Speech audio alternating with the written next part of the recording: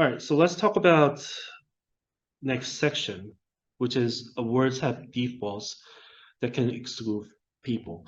So let's talk about standard and defaults. So in engineering, for example, products are often developed with a particular kind of person in mind. So this is like a standard, right? That everybody else must adapt to the standard, or engineers might modify the standard for others. That standard is a norm, right? 그 표준화죠. In many instances, like standard is a man, right?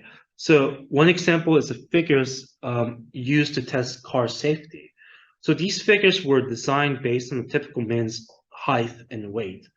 And as a result, women as well as children and smaller men are more likely to sustain injuries from crashes.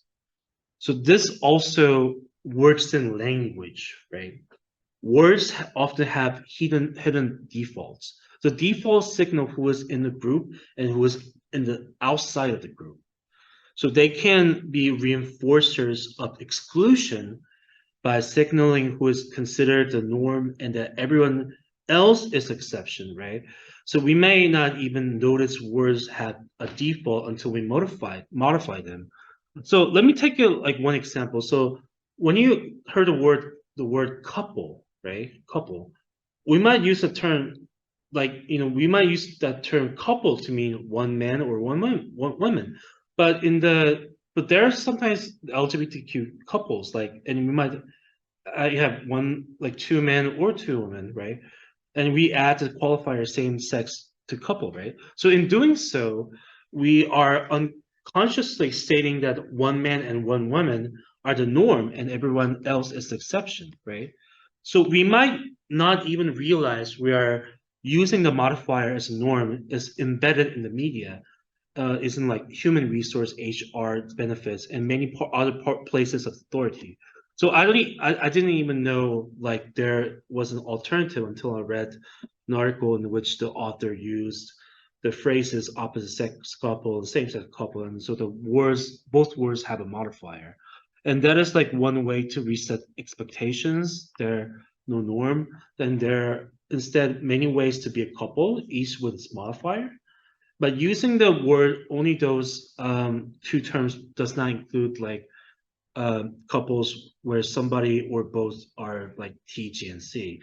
So to include everybody, to include all, like you can use the term like couple or partners instead of using husband or wife. Just use partners, or being more expansive and use opposite sex like same sex and T, G, and C as example, right?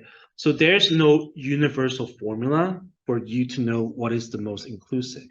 So take, for example, the term parent.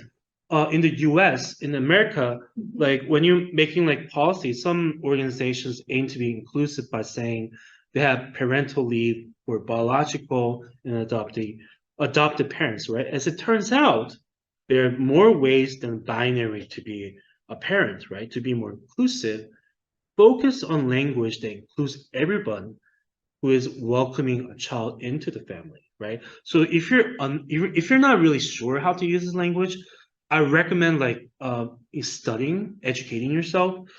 These word norms change ongoingly. It's like still changing right now, and sometimes it's because like people evolve, and sometimes it's that we learn about and try to undo the harm of the norms, right?